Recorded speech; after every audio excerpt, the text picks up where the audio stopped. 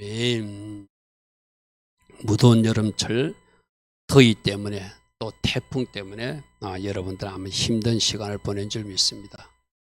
그래도 새벽에 일어나서 예배한 사람들도 있는 줄 알고 있습니다. 그죠?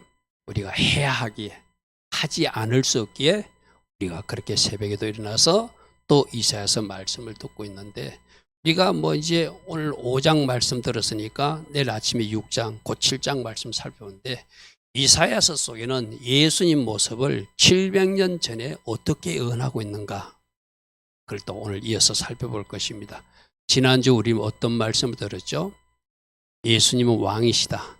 특별히 샬롬을 주시는 왕이시다. 할렐루야 아멘. 평강의 왕이시다.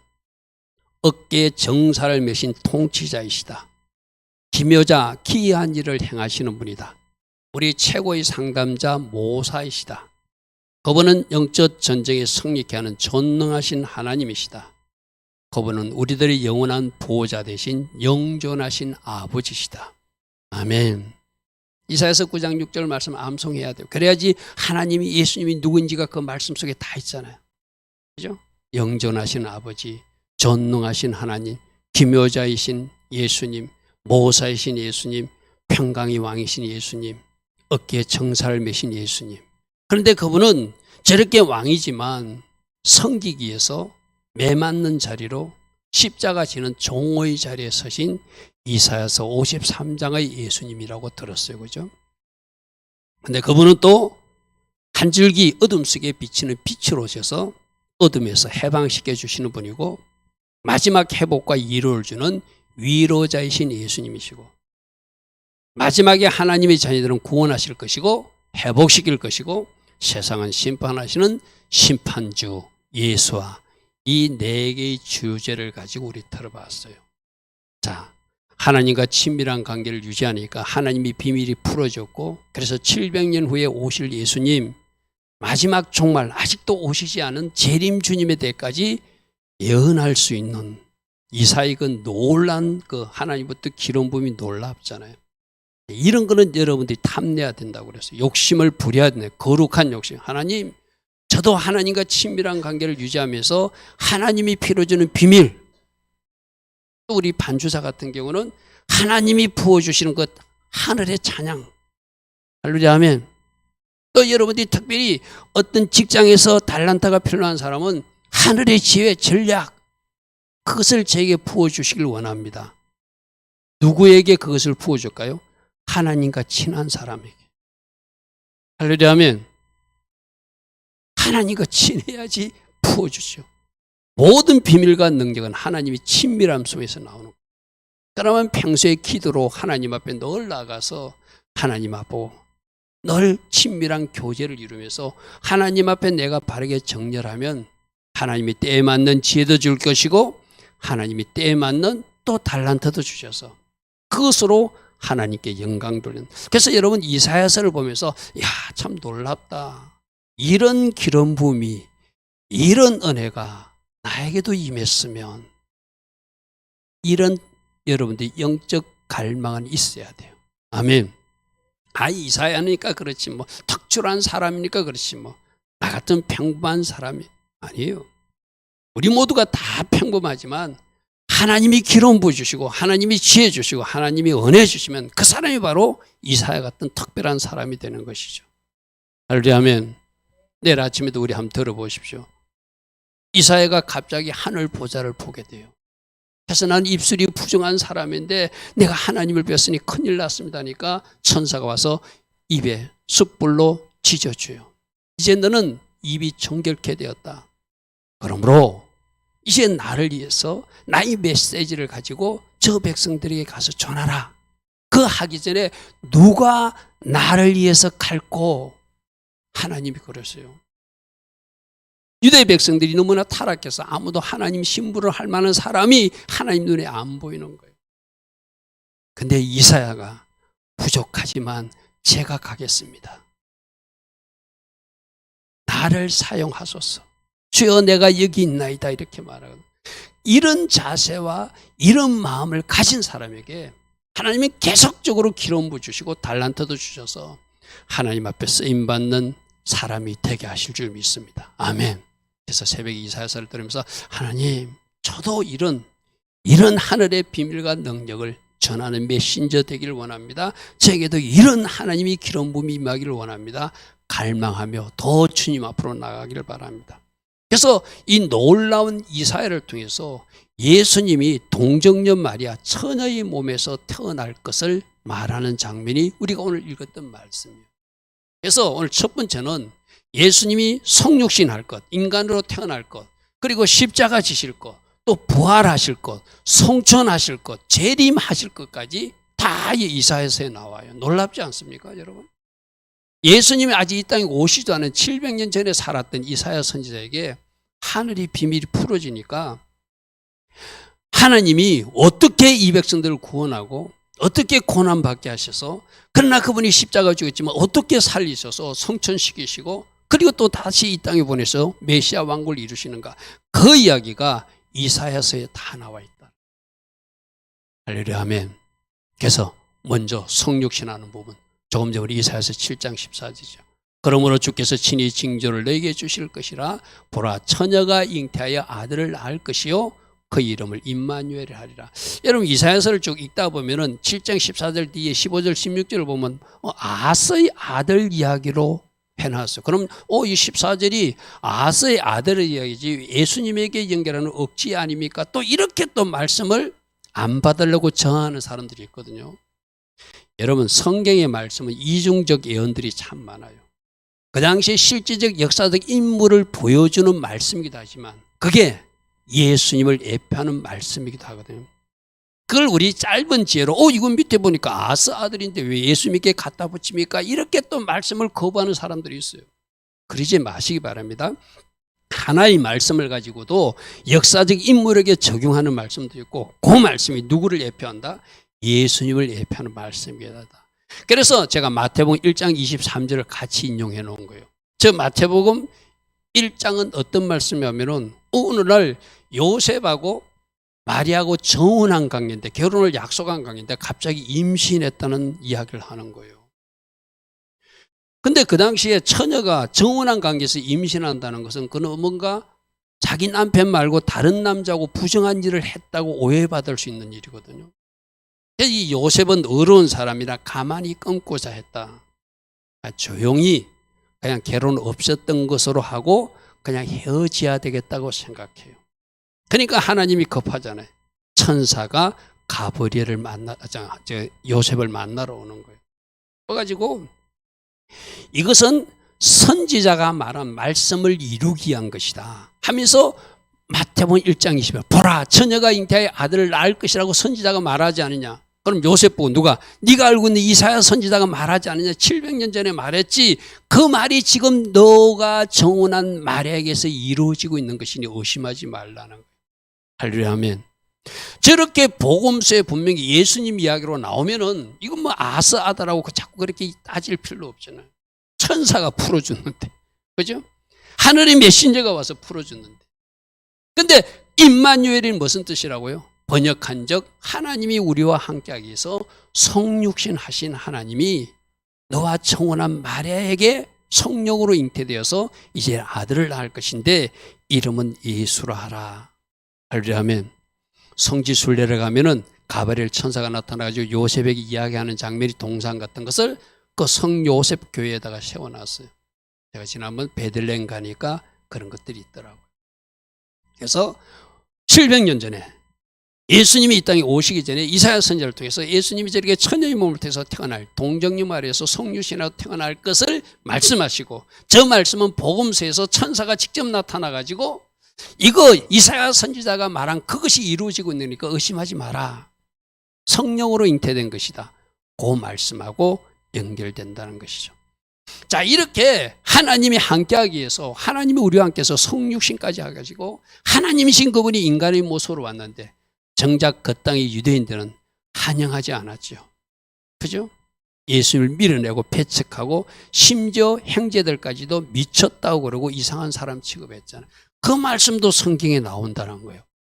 이사야서 53장에 그가 멸시를 받고 사람들에게 버림을 받는, 하나님이 오셨으면 하나님 섬기는 유대 백성 같은 우리한테 임마누엘 하나님 우리와 함께하기 위해서 천상에 계신 하나님이 낮은 인간의 모습으로 오셨구나 하고 찬양하고 송축하고 막 그래야 되는데 무시하고 멸시하고 배척하고 저게 이사야 선지자가 53장에 예언한 대로 그분은 멸시를 받았고 그분은 사람들에게 버림을 받았고 그래서 강고를 많이 꺾었으며 질고를 아는 분이 되었다.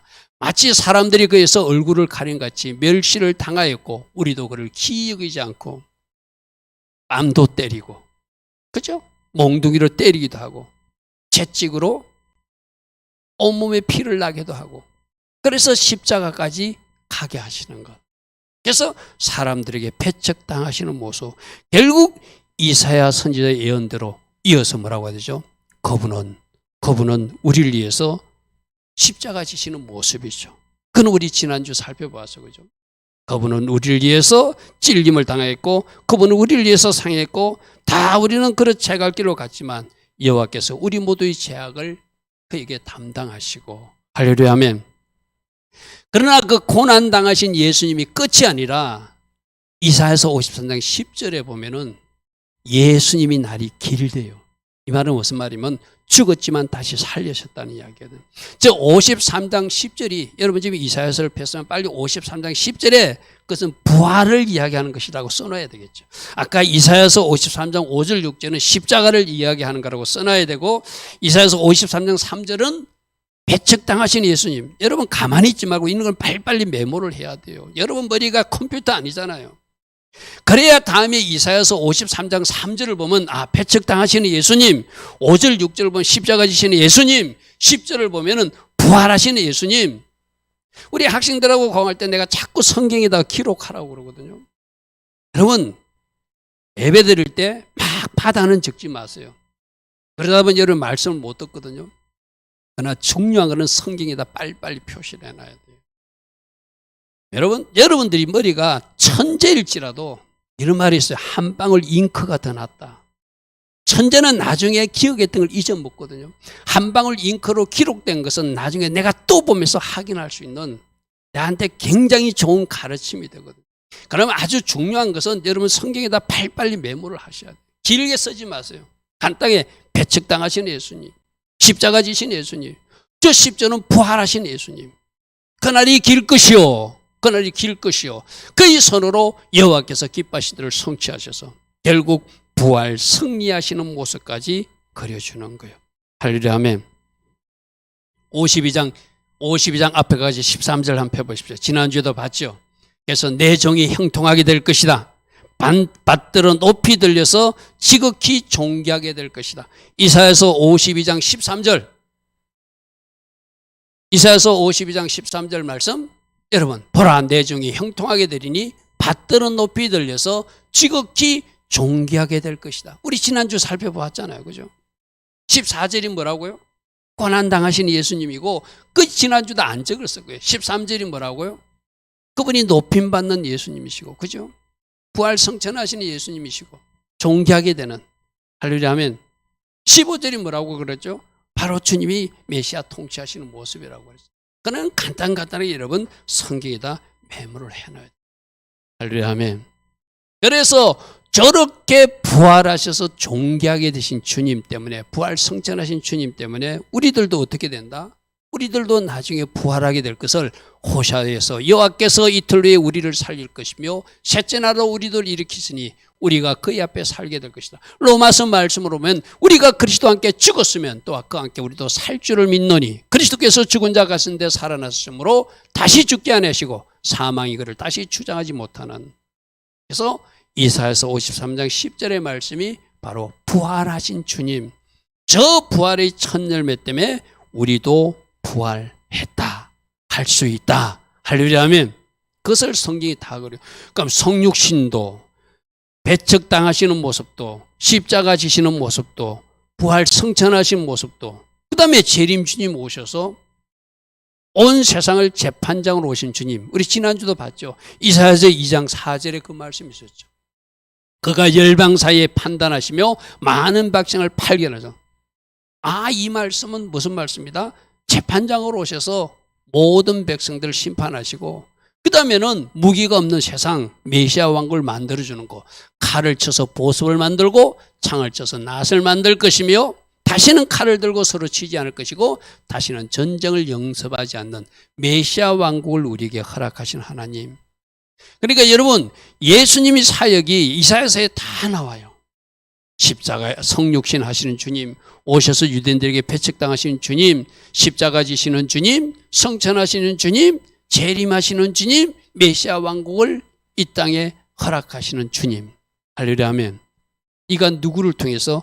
이사야 선지자를 통하여, 이사야 선지자를 통하여 이 모든 것이 미리 예언된 것이 이사야서에 나오는 내용이다. 자, 두 번째는 우리 이사야서 53장에 우리들 죄를 지어서 죽으신 그분이지만 스스로 속건 제물로 드려졌다는 표현이 오늘 이사야서 53장 아까 10절에 나오는 거거든요. 자, 한번 보십시오. 이사야서 53장 10절에 여호와께서 그에게 상함을 받기시기를 원하시고 질고를 당하게 하시던저 그 영혼을, 그분의 몸을 속건 제물로 드렸다. 우리 두 가지가 있는 걸 레위기에서 배웠어요. 속죄 제물은 죄를 사하는 것이 어떤 초점이라면 속건 제물은 그 잘못된 것을 배상함으로 그것을 만족시키는 효과. 그래서 우리 예수님은 5대 제사를 드리면서 속죄 제사도 드려졌고 속건 제물로도 속죄 제사도 드려진 제물이셨다. 그런데 우리 예수님의 제물은 어떤 것이죠? 양인도 아니고 소도 아니고 예수님 당신의 몸으로 드려졌으니 바로 대제사장으로서 우리들이 모든 죄를, 여러분 우리가 아까 5784년 대속죄일이 온다고 그래서 그죠? 그 대속죄일 날 지금 우리 예수님의 영적 이치는 뭐라고 그랬죠? 하늘 지성소로 올라갔다고 그랬어, 그죠? 구약시대 때 성막 안에 지성소의 대제사장이 1년에 한 번 들어가거든요. 피를 가지고 들어가서 거기에 피를 뿌리고 나오면서 이제 여러분 모든 죄가 용서받았습니다 하고 선포하는 것이 대속죄일이 있는 거예요. 그러면 우리가 영적으로 대속죄일 날 주님이 다시 오시는 공중재림의 대속죄일 날 어디서 나왔어요? 이 땅의 성막에서 나오는 것이 아니라 하늘 지성소에서 나와서 진짜로 하나님 믿은 하나님의 백성들이 죄가 용서받았음을 선포하는 거예요. 왜? 예수님이 하늘 지성소로 올라갈 때 자신의 몸을 제물 삼아서 대제사장으로서 피를 가지고, 자신의 피를 가지고 하나님 앞에 올라가셨기 때문에. 할렐루야 하면. 그래서 대제사장이 지성소에 나오면서 선포하듯이 지금 영적으로 예수님이 아직 대지성소에서 나오시지 않은 거예요. 오시면 뭘 선포하죠? 온 세상은 심판하시고 하나님의 자녀들은 구원하는, 그 전에 자기 자신을 속건 제물로, 자기 자신을 속죄 제물로 드린 대제사장이었다. 그래서 11절, 그가 자기 영혼의 수고한 것을 보고 만족하게 여길 것이라.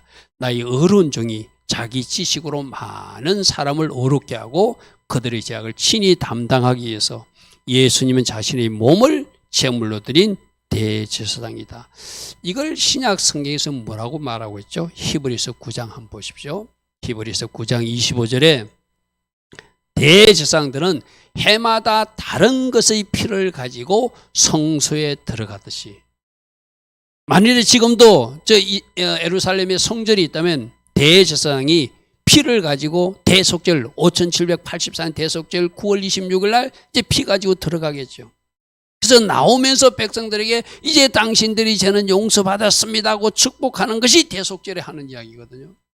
우리 주님이 지금 어떻게, 우리 주님은 저렇게 대제사장들이 매년 들어가는 것처럼 하지 않고, 그렇게 하면 자주 자기를 드리려고 아니하실지니, 그래야면 그가 세상을 창조한 때부터 자주 고난을 받았어야 했는데 예수님은 자신의 몸이 단 한 번에 드려서 이제 자기를 단번에 제물로 드려, 무슨 제물로? 속죄 제물로 드리고 속건 제물로 드리고 5대 제사 제물로 다 드려서 죄를 없이 하려고 세상 끝날에, 저기서 세상 끝나는 재림 때를 말하는 것이 아니라 초림 때, 이때 오셔서 십자가 지시고, 할렐루야 하면 십자가 지시고, 그 다음에 27절에 보십시오. 27절, 이와 같이 그리스도도 많은 사람의 죄를 담당하시려고 단번에 드리셔서 자기 몸을 제물로 드리신 대제사장이 되셨고 구원에 이르게 하게 하여 죄와 상관없이 자기를 바라는 자들에게 두 번째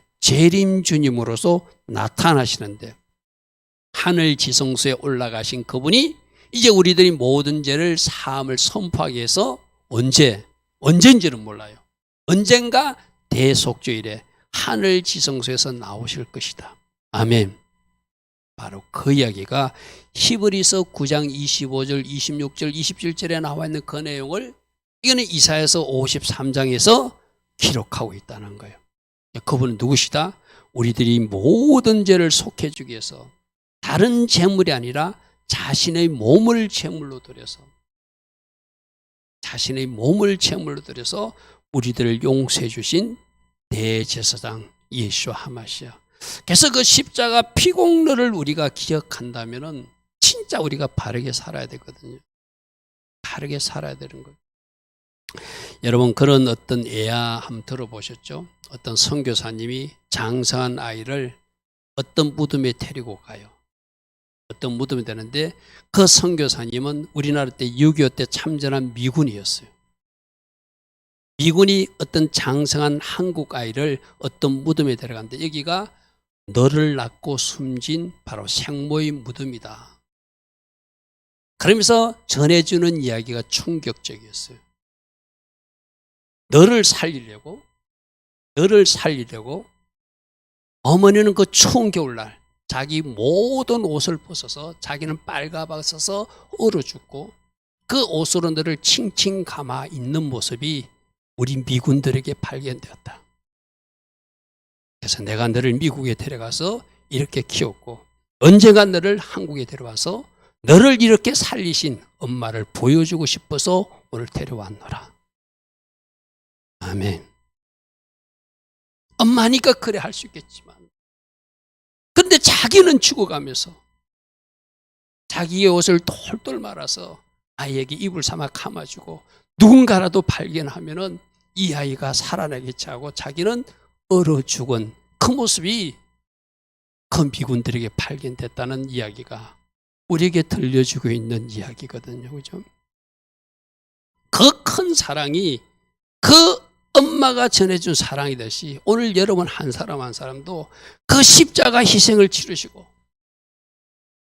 그 십자가 희생을 치르고 온몸으로 피 흘리시고 고통스럽게 죽어가시면서 우리를 살리신 사건이 십자가 사건이에요. 아멘. 그래서 여러분들, 지금 신약시대에 동물제사는 없어졌지만 우리가 과연 그 현장이 무엇인지는 한번 견학 삼아 볼 필요가 있다고 많은 분들이 그러죠. 그래서 실제로 성막을 지어놓고 동물제사를 지내면서 저렇게 동물이 죽어나가는 모습, 피 흘리는 모습을 보고 우리가 절대로 죄를 지으면 안 되는구나. 나 한 사람 때문에 저 양이 죽어야만 되는구나. 제가 우리 아이들하고 공부하면서 그랬어요. 나는 파리도 잘 안 죽여, 쫓아내. 제가 새벽에 운동하면서 제가 그 맨발로 걷기 하면서 제일 조심하는 게 뭔지 압니까? 개미 한 마리도 밟지 않으려고. 여러분, 이 마음이 이해됩니까? 개미 한 마리도 내가 밟아서 죽이면 안 되겠다는 마음이. 왜? 하나님 뭔가 목적이 있어서 개미도 만들었을 거잖아요. 제가 기도하면서 그래요. 하나님, 독충들 만나게 해주시지, 안 만나게 하고, 모기 안 만나게 하고, 뱀 안 만나게 하고, 내 눈에 안 뜨게 하고, 절대 개미 한 마리도 내가 걸어다니는 그 길에 밟히지 않게 해주세요. 그래서 저는 국가에서 만들고 있는 그 사형제도 아주 반대하는 사람입니다. 생명을 사랑하는 사람들은 그걸 찬송할 수가 없어요. 그리고 하나님이 제게 또 어떤 마음을 준답니까? 이상하게 그 사람들이 걸어도 다니고 운동화도 신고 다니는데 이상하게 어제 걸을 때는 안 보이던 유리 조각이 오늘은 보여요. 또 하루 사이에 누가 와서 소주를 먹고 깨버렸는지, 그러면 또 그걸 치우고 가요. 손으로 다 지워가지고 치우고 가거든요. 그러면서 감사 기도를 합니다. 하나님, 내 눈에 띄게 해준 것, 내가 이 유리를 치울 수 있게 해준 것 참 감사합니다. 여러분, 하나님이 주신 은혜를 알면 사람들이 그렇게 되어질 수밖에 없어요. 개미 한 마리도 내가 죽일 수 없는. 다른 사람이 상할까봐, 내 눈에 이 유리를 띄우게 한 거 참 감사하다. 빨리 치워야지 또 다른 사람이 걷는 사람이 안 다칠 거잖아요. 그죠? 이런 큰 사랑과 은혜를 입은 사람으로 우리가 살면 삶의 태도가 달라질 줄 믿습니다. 할렐루야 하면 예수님께서 그 불같은 고난을 당하시고 온갖 피와 물을 다 쏟으시면까지 나를 살리신 이유를 내가 안다면 나도 그에 걸맞는 삶을 살아야 되잖아요. 그죠? 여러분, 우리를 위해서 단 한 번에 자기 다리를 들으시고 영원한 속건제물이 되시고 영원한 속죄제물이 되셔서 우리를 살리신 그 예수님, 그 은혜만 기억해도 우리는 이 땅에서 바르게 살 수 있어요. 할렐루야 아멘. 늘 십자가 흔적, 십자가 묵상하면서 주님, 내가 오늘도 생명을 해하는 일 절대 하지 않게 하소서. 그러니까 여러분, 실제로 죽이는 것도 죽이는 거지만 말로도 죽이지 마세요. 말로도 함부로 하지 마세요. 문자도 말이라고 그랬어요. 문자도 함부로 날리지 마세요. 그리고 여러분 인터넷하면서 댓글 함부로 달지 마세요. 그것도 죽이는 일이에요. 생명을 사랑하는 사람들, 좋은 날 보기를 원하는 사람들은 그렇게 살면 안 되기 때문에. 그죠? 자, 세 번째는 우리가 새벽에도 살펴봤지만 예수님은 한 연한 싹 순의 모습으로 나타나요. 이 바로 메시아로 오셔서 작은 순으로, 연한 순으로 나타났지만 그 순으로 내선 소산물은 아름답고 영화로운 것이다. 이 싹이 체마어, 히브리어는 체마어거든요. 히브리서 4장 2절에서 우리 이미 살펴봤죠. 그날에 여호와의 싹이 아름답고 영화롭게 꽃필 것이다.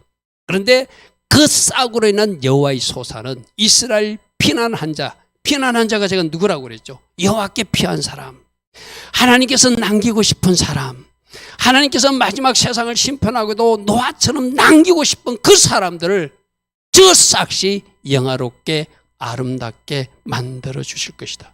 어떤 사역으로? 메시아이신 예수와의 사역으로. 할렐루야 아멘. 그래서 이런 거요, 여러분, 온 세상을 심판하더라도 꼭 남기고 싶은 사람. 누구를 남긴다고요? 우리 학생들하고 10편 91편 가지고 우리 공부했어요. 아무나 살려주는 것이 아니라 여호와를 피난처 삼은 사람들, 지존자가 나의 거처라고 말하는 사람들, 그들을 하나님이 살리시고 그들을 하나님이 보호하시고 그들을 하나님이 남기시겠죠. 그죠? 똑같은 이야기예요. 내가 말씀 암송한다고 하나님 이 말씀이 있으니까 이 말씀대로 이룰 것입니다 막 선포하는 것, 그건 어쩌면 잘못된 설포일 수도 있어요. 내가 말씀의 자리에 있지도 않으면서, 내가 죄악 가운데 있으면서 악취나는 덜포도 인생을 살면서 막 그 말씀 선포했다고 말씀이 이루어지는 거 아니잖아요. 그죠? 하나님이 마지막에 남기고 싶은 사람, 여호와께 피한 사람, 할렐루야 아멘. 남기고 싶은 사람, 노아 8식구처럼 나는 오늘 예배드리는 우리 성도님들은 진짜 주님이 남기고 싶은, 온 세상은 심판할지라도 내가 이 아이는, 이 청년은, 이 건사는, 이 집사는, 내가 이 성도는 내가 반드시 나의 나라로 데리고 갈 것이야. 그게 바로 여호와의 싹이 우리를 마지막에 영화롭고 아름답게 만드는 장면이겠죠. 할렐루야 아멘. 이것을 이사야서 11장에는 이렇게 말해요. 그 싹이 누구에게서 나온다고요? 다윗의 후손에게서 나온다. 이새의 줄기에서 한 싹이 나올 것이다. 그러니까 우리 마태복음 1장 1절에 예수님이 족보를 뭐라고 되어 있죠? 아브라함과 다윗의 후손 예수 그리스도. 할렐루야 아멘. 그러니까 예수님이 어느 족보로 오시는가? 유대인으로 일단 오신다는 거예요. 다윗 왕가로 오신다는 거예요. 거기서 오시는 주님인데, 그렇게 족보로도 유대인들이 읽으라고 마태가 마태복음을 기록해서 유대인들 품에 던져줘도 그들은 눈이 가려져가지고 한 싹으로 메시아로서 오신 그분을 알아보지 못하는 것이 참 안타깝죠. 이새의 줄기에서 한 싹이 날 것이다. 그 뿌리에서 한 가지가 나서 결실할 것이고, 이사야서 11장 10절에도 그날에 이사의 뿌리에서 한 싹이 나서 만민의 기치로 선다는 것은 깃발처럼 솟아나서 많은 사람들이 그 깃발을 불고 보고 모여들게 될 것이다. 할렐루야 아멘. 지금 우리가 바로 그 깃발 불고 모여든 사람이고, 저 러시아에서도, 저 우크라이나에서도, 저 아프리카에서도, 저 미국에서도, 영국에서도 깃발 보고 돌아온 사람들이 많이 생겼죠. 근데 지금 누가 돌아와야 되죠? 정작 다윗의 그 통족 민족인 유대인들이 그 깃발을 알아보지 못하는 것이 문제죠. 11장 10절 다시 봅니다. 그날에 이새의 뿌리에서 한 싹이 나서 만민의 기치에 깃발로 서는데 열방이 그에게로 돌아와서 그분을 경배하는 일이 있을 것이고, 그가 거한 곳이 영화로운 것이고, 그가 거한 것이 영광의 자리가 될 것이다. 할렐루야, 아멘. 여러분들이 예수님이 이해가 되고 믿어지고 내가 오늘 예배하는 백성이 됐다는 거 신기하지 않습니까? 이게 바로 은혜예요. 아멘. 오늘 이 자리에 아무나 나올 수 있는 게 아니라니까요. 그래도 여러분은 그만한 은혜를 받았기에 나올 수 있는 거 얼마나 감사해요. 누군가 기도했기에, 엄마가 먼저 믿었기에, 아빠가 먼저 믿었기에, 부모님이 먼저 믿었기에, 또 어떤 통로로 내가 예수님을 영접했기에, 나를 위해서 누군가가 눈물 흘려가며 기도했기 때문에 내가 오늘 이 자리에서 예수님이 메시아로 이해가 되고 내가 받아들여지는 거 얼마나 큰 복을 받았는지 모르죠. 할렐루야, 아멘. 이 쌍 이야기는 에레미야도 말하고 있습니다. 에레미야서 23장 5절에 여호와의 말씀이라 보라 때가 이르느니 내가 다윗에게서 한 어려운 거지. 그러니까 이사야도 이야기했고 다윗도, 선지자는 똑같은 말을 하게 돼 있죠. 참 선지자라는 거죠. 그래서 다윗의 후손으로 한 어려운 가지를 일으킬 것인데 그가 왕이 되어서 지혜롭게 세상 이 만민들을 다스릴 것이며 세상에서 정의와 공의를 행할 것이다. 여러분 오늘 새벽 말씀에 뭘 들었죠? 악을 선이라고 그러고 선을 악이라고 그러고 썬물을 단물이라고 그러고 단물을 썬물이라고 그러고 어두컴컴한 흑암을 빛이라 말하는 세상. 이게 그 당시 유대인의 사회였거든요. 그러니까 공의와 정의가 없다는 거예요. 기준도 없다는 거예요. 자기 지혜가 최고인 줄 알고 자기가 판단하는 것이 최고인 줄 아는 세상이 심판받는 유대 백성들의 모습이었거든요.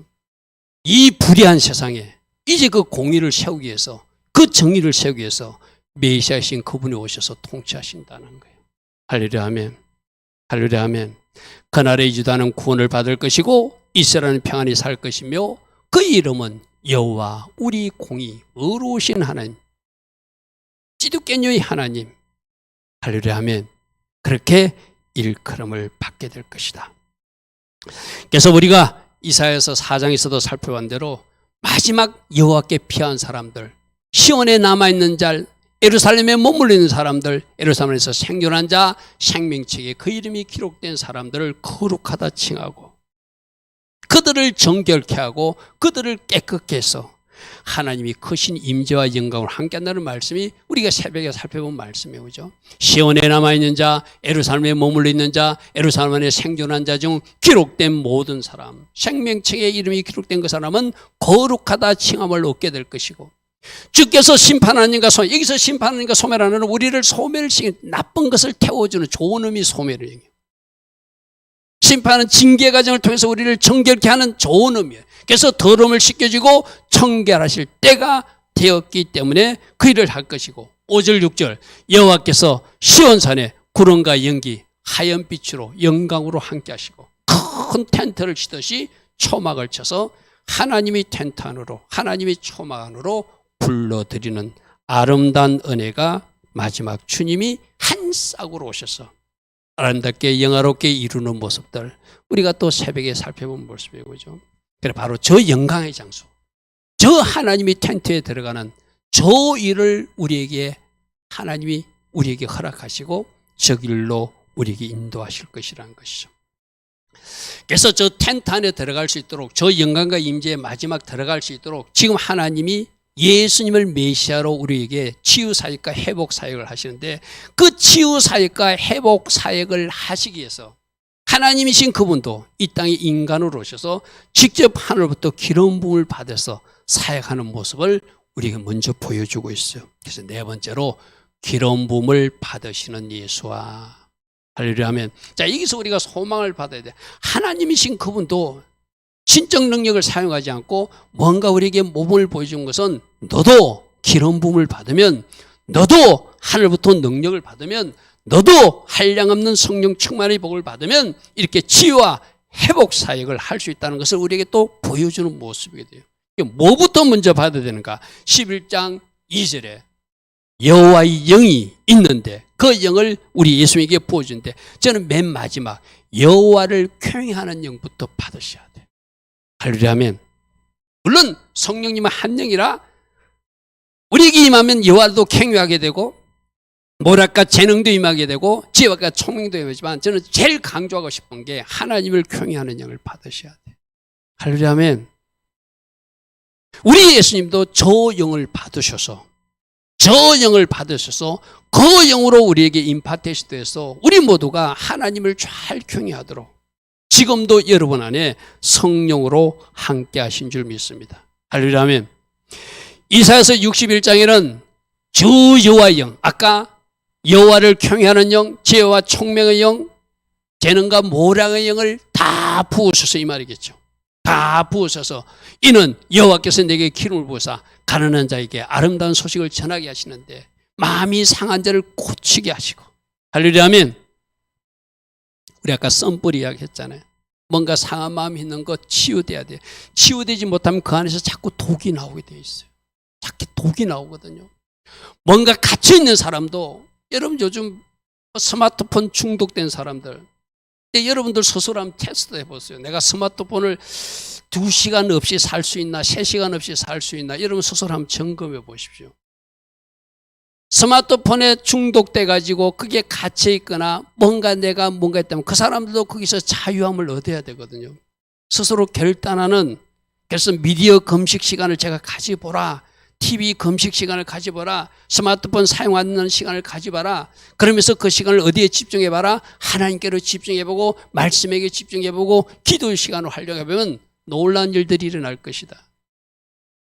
여러분 스마트폰이 스마트도 하지만 우리를 바보로 만드는 거 아십니까? 멍청이로 만들어요. 내 말이 이해가 안 됩니까? 사람들이 생각을 하지 않으려고 뭔가 이래 사고를 하지 않고 뭔가 자동적으로 생성된 것만 자꾸 내가 갖는 것이기 때문에 창조적 행위를 하지 않는 것. 물론 필요할 때는 좋은 기능들이 많아요. 너무 그게 묶여버리면은 여러분들이 거기도 프로가 된다는. 그래서 마음이 상한 자를 고치시는 예수님, 포로된 자에게 자유를 주시는 예수님, 갇힌 자에게 노임을 주시는 예수님, 은혜 주시고 우리들이 모든 것을 신원해 주시는 예수님. 할렐루야 하면 그 사역을 하기 위해서 여호와의 영으로 기름 부음 받아서 그 해방과 치유와 회복 사역을 하신다는. 그래서 61장 3절에 어떤 일 하다고 설포하고 죄를 뒤집어 쓴 사람들에게 꽃간을 주신 하나님. 할렐루야 아멘. 할렐루야 아멘. 기쁨의 기름 부음으로 슬픔을 대신하게 하신 하나님, 근심을 대신하여 찬송의 요소로 입혀주신 하나님. 그래서 여러분 한 사람 한 사람을 하나님이 영광을 드리는 아름다운 의나무로 자라게 하신 하나님. 이 사역을 하시는 분이 예수와 하마시아 그분이다. 그럼 지금 나는 슬픔에서 벗어났는지, 나는 근심에서 벗어났는지, 내가 혹시 갇혀 있는지, 내가 포로되어 있는지, 상한 마음으로 있는지 한번 점검해 보시고, 아직 여러분들이 뭔가 회복되지 못한 영이 있다면 누구를 초청해야 돼요? 예수와 하마시아. 예수님, 제 상한 마음을 치유해 주소서. 제가 아무래도 내가 갇힌 것 같아요. 사람에게 갇힌 것 같아요. 스마트폰에 갇힌 것 같아요. 어떤 영상에 갇힌 것 같아요.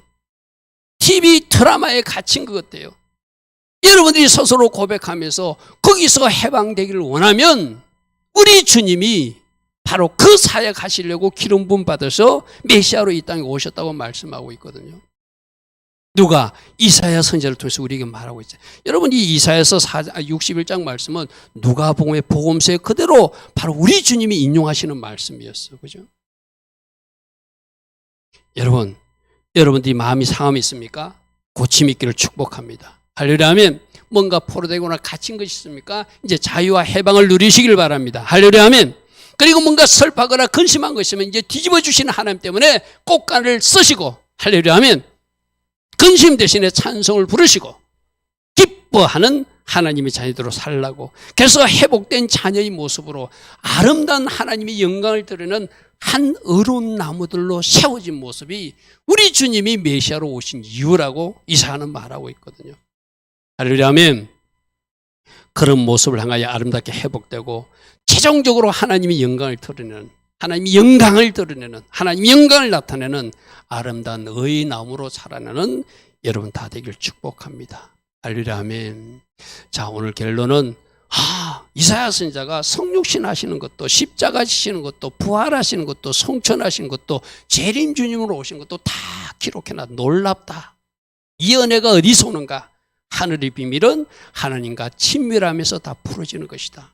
나도 하나님 앞에 무릎으로 나아가고 하나님 앞에 더 나아가서 이 하늘의 비밀이 풀어지고 더 예수님을 여러분 성경에 그런 말이 없죠. 이 백성이 망하는 이유가 뭐라고요? 하나님을 알지 못하여, 하나님이 어떻게 일하는지 그 원리를 알지 못하여 망한다고 그래서, 그죠?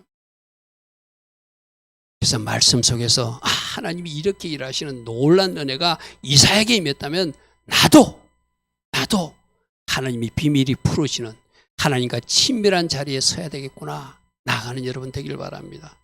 그리고 나 한 사람 위해서 온갖 피와 물을 다 쏟으신 십자가 예수, 자신의 몸으로 제물을 드린, 아까 그 죽어가는 아이를 살리기 위해서 자신은 얼어 죽으면서 그 옷을 다 벗어서 감싸주듯이 그 사랑 주신 예수님께 감사하는 여러분 되길 바랍니다.